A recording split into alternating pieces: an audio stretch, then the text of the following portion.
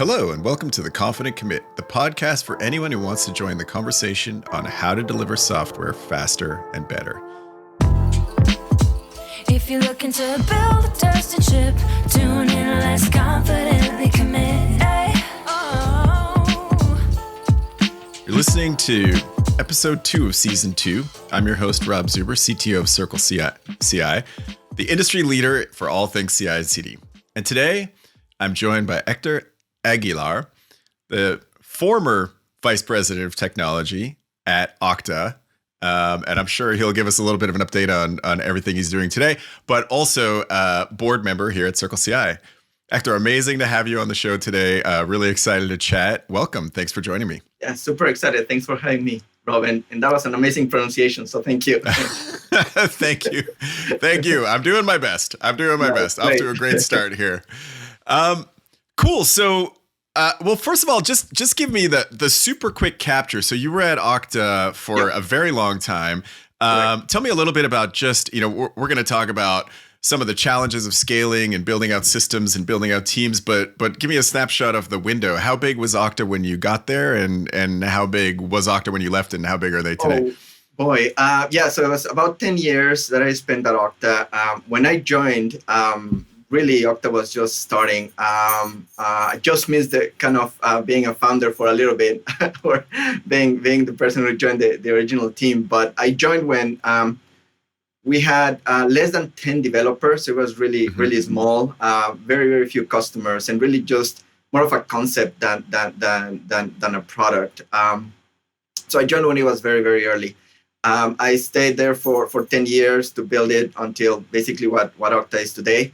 So it was an absolutely fantastic ride, full of interesting stories that I have. Super challenging. I don't think a lot of people realize how hard it was to build a company like Okta.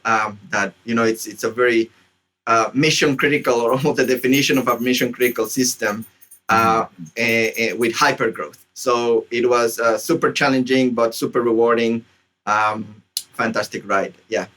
So let's get straight into that. I mean, you mentioned mission critical, right? Like, I would say we're a customer of Okta and have been for a long time. And if something is wrong with Okta, which is actually not something that I can remember experiencing, so that's super cool. But congratulations for that.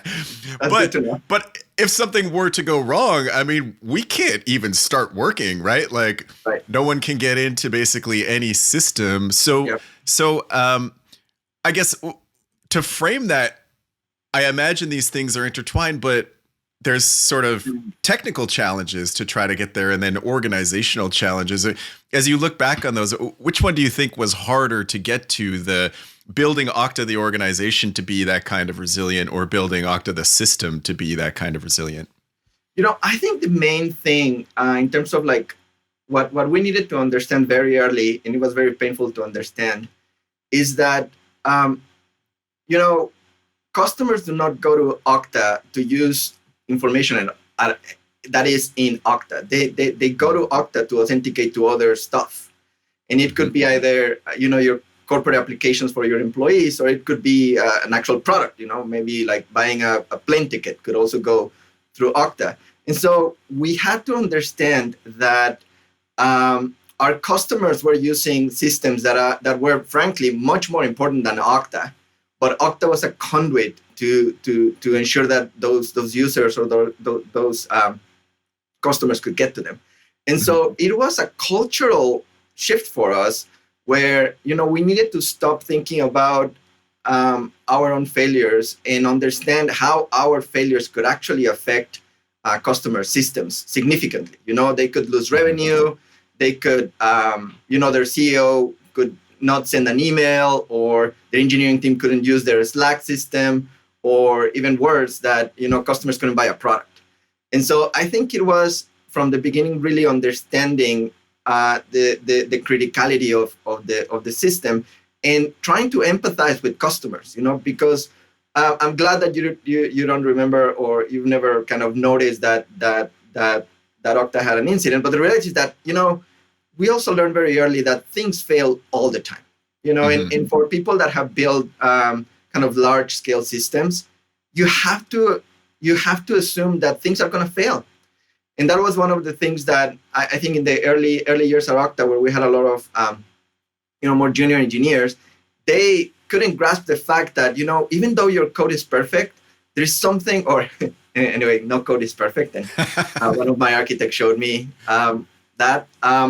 But the reality is that even though you could think that your code works very well, something's going to fail. In this day and age where, we depend on AWS, we depend on GCP, we depend on Azure, we depend on third-party systems, we depend on software versions. Like, it's all dependencies. It's a super complex dependency map. And so something is going to fail. So you need to get kind of over the idea that your system is not going to fail and it's perfect. You need to realize that it's going to fail and some things are going to be outside of your control. So if you start from that basic principle, you have to start building the culture, the systems, and you really need to kind of empathize with customers and create a culture that you need to prepare for that. You need to prepare for the fact that when you put something in production, something is going to fail. And so how do you deal with that? How do you deal with the probability or the possibility of everything failing? And I think that's kind of something that we had to understand from the very beginning at Okta, and until these days is a fundamental part of how Okta does things. Well, I love the concept that you introduced there, that you're a conduit to some other system and you need to understand the impact that you're having on that customer in terms of what they're able to do. Was there anything that specific action that you took to try to help, you mentioned junior engineers, maybe people who weren't as close to the customer, to really get their heads around what that impact was and to introduce them to that notion?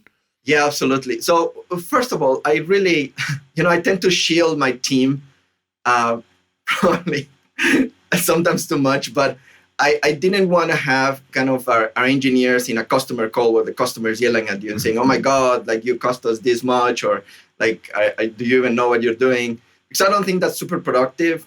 Typically, when customers kind of had an escalation with me, they were already really upset that something had gone wrong.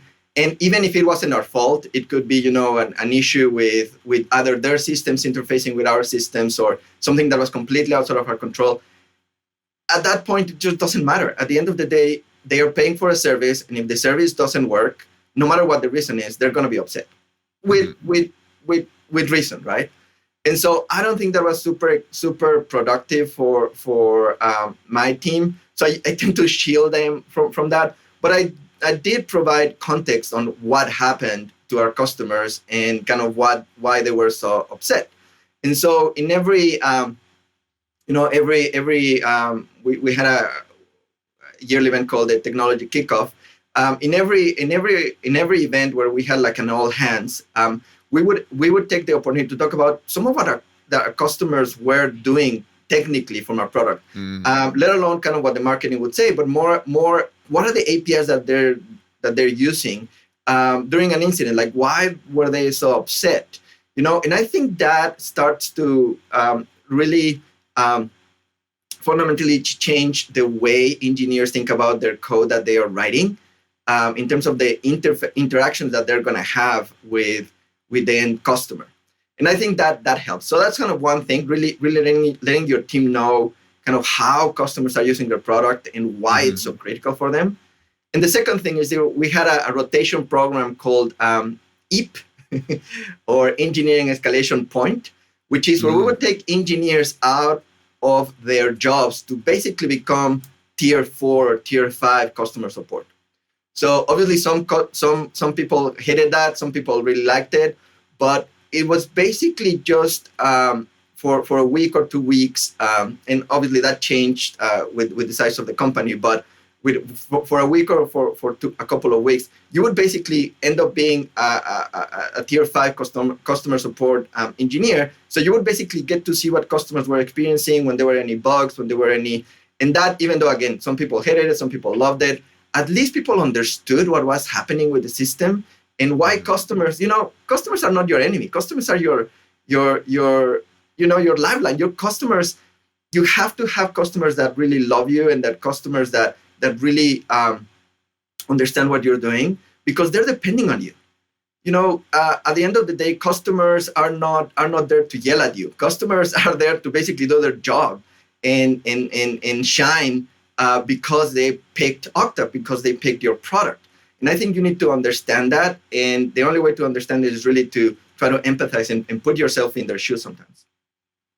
Yeah, I agree very strongly. And you went through the cycle that you described of very, very early at Okta up to, very, very large scale. And I've been at CircleCI a very long time. I mean, we had much more, as individual engineers, much more direct contact with customers in the early days. I mean, we didn't have a support team and that sort of thing. Yep. And so I think that's one perspective. It's interesting because it's, we talk a lot about failure and critical systems and stuff like that, but it's also really valuable to go talk to customers about the things they're succeeding at and just understand, you would be even more successful if you could do this thing, right? Like, it doesn't all have to be negative, how we build a perspective of the portfolio of customers and the great things that they're doing with the product. I think that the more we can get connected to that, particularly within engineering, the more in tune we can be with, how product is thinking about it. And it sort of just builds for better delivery overall. So absolutely.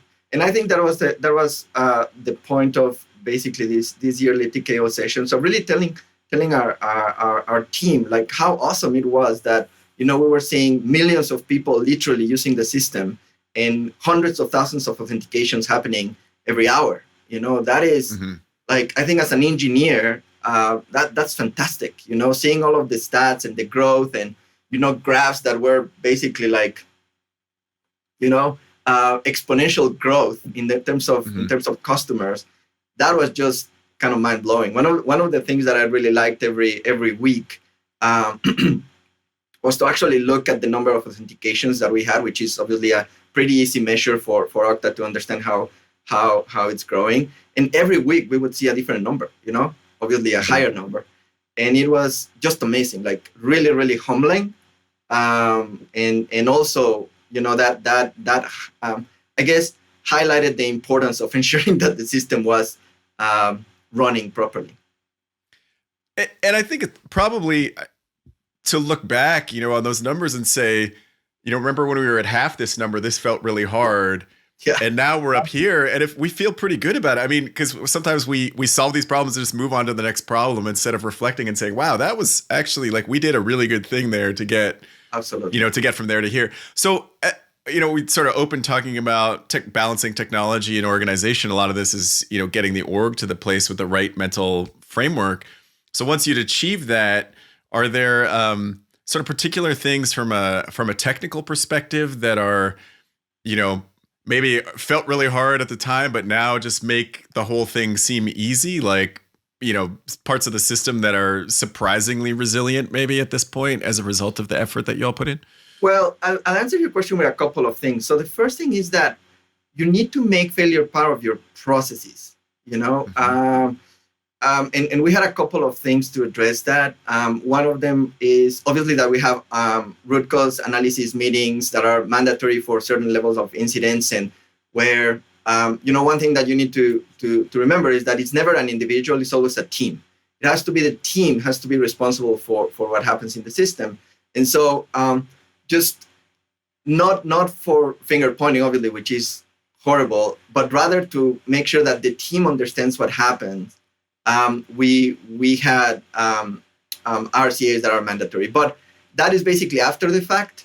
We also, from the beginning, as you know, I'm a strong believer in continuous integration and test-driven development, and that's why obviously CircleCI is just an amazing company to be involved with. But there was one thing that we call the DDR sessions, which is deep dive review, where anytime we were going to do a big change or a big upgrade or, something that would be changing things in the system, we would basically ask for a DDR, or the team could actually ask for a DDR, because the teams actually want to make sure that they put their thing to the test and see if everything is going to work. And we would do these sessions where people will first review what was going on, and they would also review what were the failure modes.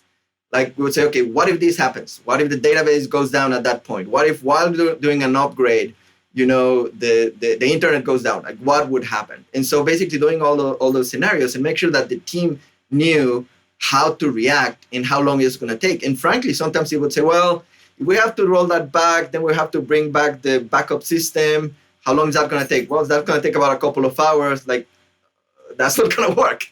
Mm-hmm. That's not going to work. We need to make sure that the system is back within like a few minutes. So how are you going to do that? And then they would basically go back to the drawing board until they came up with a decent proposal. And guess what? Even after that, you needed to prepare that something was going to fail. Crazy things that would fail. So first, you need to make it part of the process. And eventually the system gets into a better state because of all of these things that you're doing on a daily or weekly or monthly basis.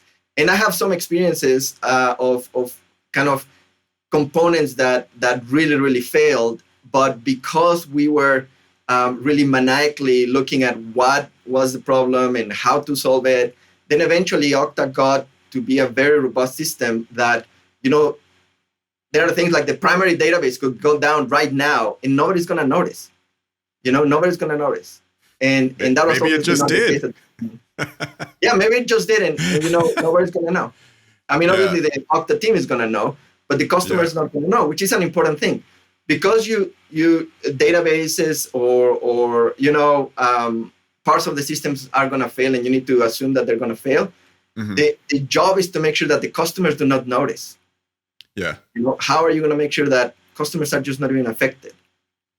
Yeah, it's a really good perspective, and I think one thing that's interesting about your DDR concept, we love to talk about chaos engineering and all of the tools that we can use to break parts of the system, but I think sometimes it's as simple as a thought experiment. Like if you ask the right engineer, what would happen if this database went down? They'd say, oh, well, then everything would collapse.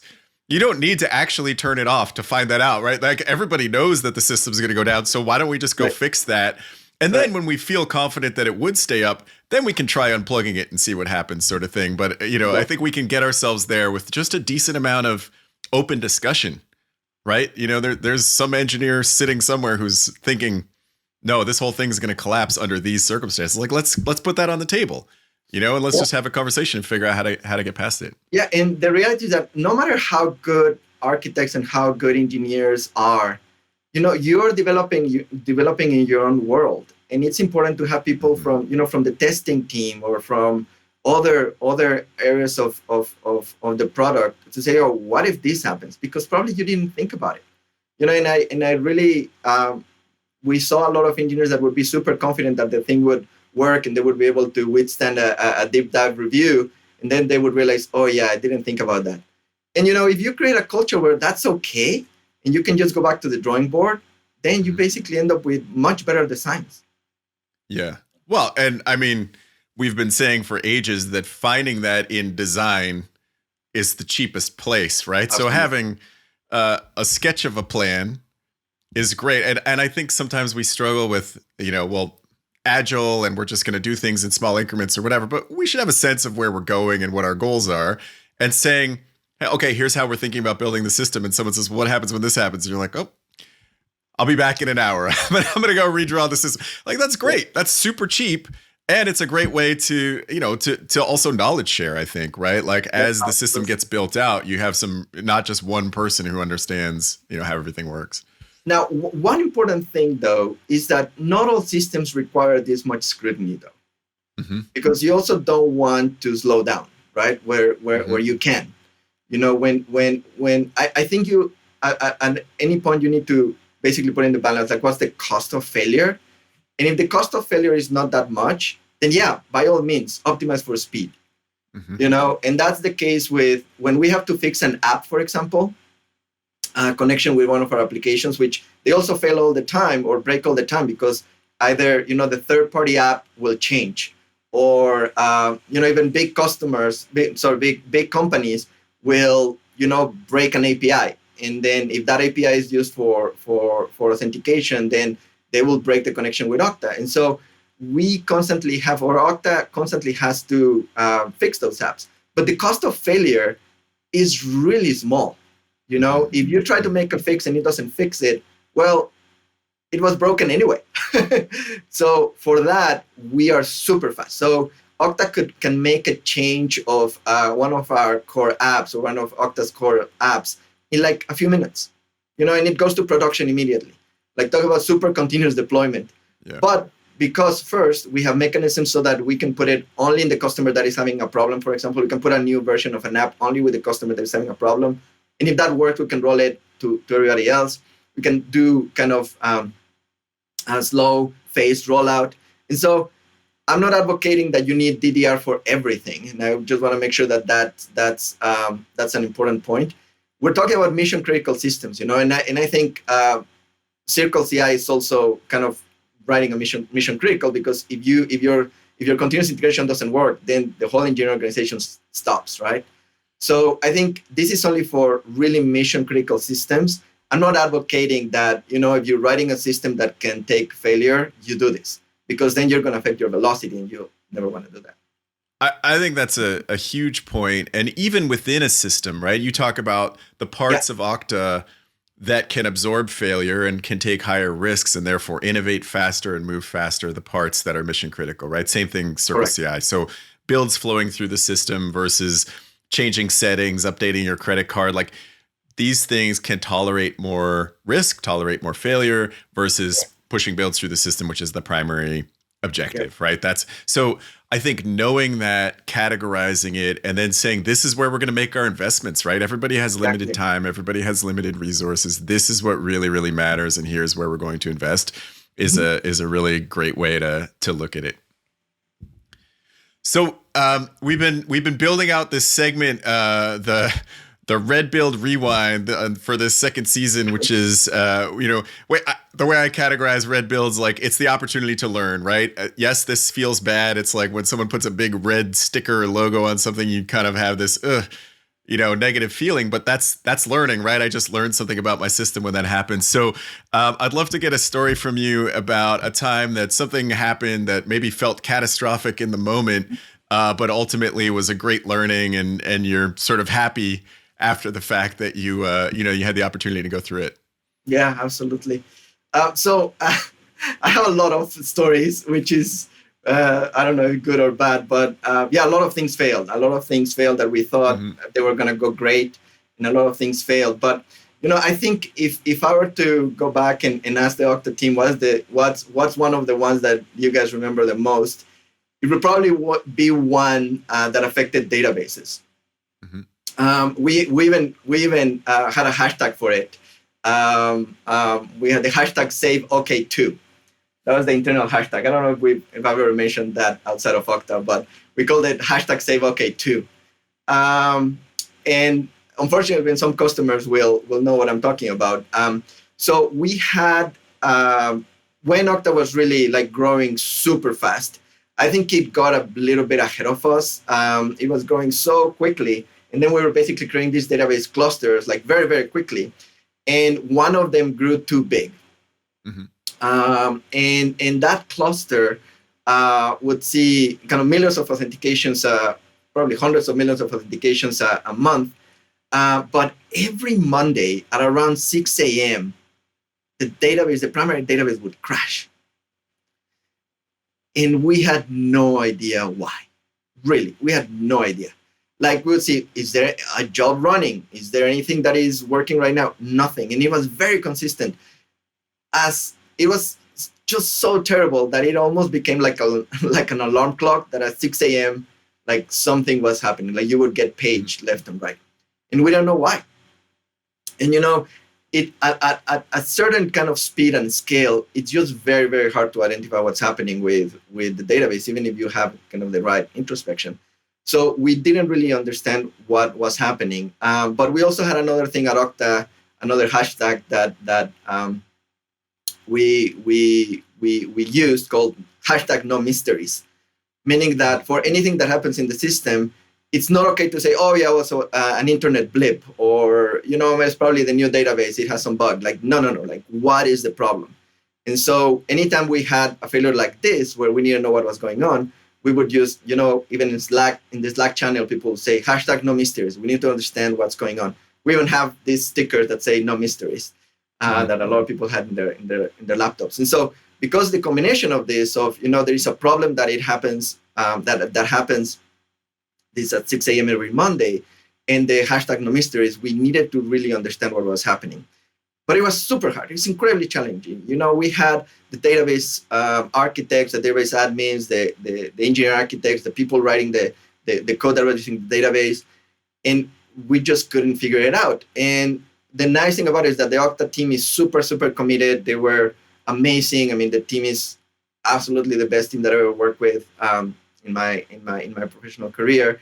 And people would basically get up at 4:30 a.m. without me telling them, and they would say, I'm going to be part of the watch party of Save OK2 today. And they would basically get up at 4:30 a.m. Pacific time, and then we would basically look, okay, customers are going in the system 5 a.m., which is 8 a.m. East Coast time. People start logging in, and we would see, and then at 6 a.m., boom. We just did not know what was going on.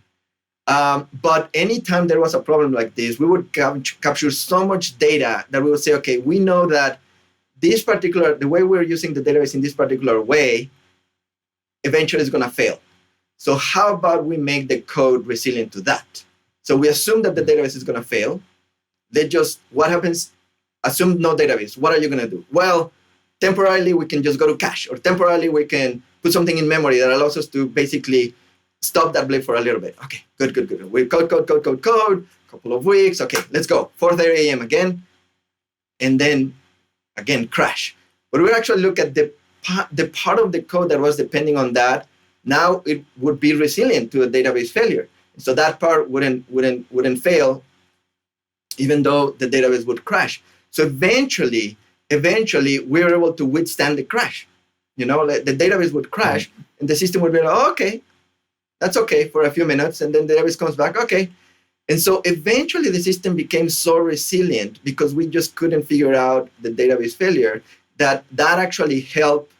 And something that looked like a horrendous situation that everybody kind of thinks about with kind of like horrible memories, became one of the things that actually makes Okta very, very reliable right now. Eventually, we found out what was happening with the system, and I could go into conversations about what's happening with AWS at that time, and very, very small kind of changes in timing in the database and database access. Eventually, we found out all of the causes that was causing the problem. And so now nobody gets up at 4:30 a.m. in the morning every Monday at Okta. But literally now the databases are so robust, and this is when we had like 3 clusters. Now we have like tens of clusters, right? And hundreds of databases working to basically support hundreds of millions of users. And when a database fails, we know, or the Okta team knows, they deal with it, but no customer notices. And I think that is kind of for the people that were there, which again the Okta team has stayed pretty consistent over time. We remember that now it's actually kind of fun. It's not the pain that there was before, because it was a great team effort. And I do remember kind of being there with the team at 4:30, 5 a.m.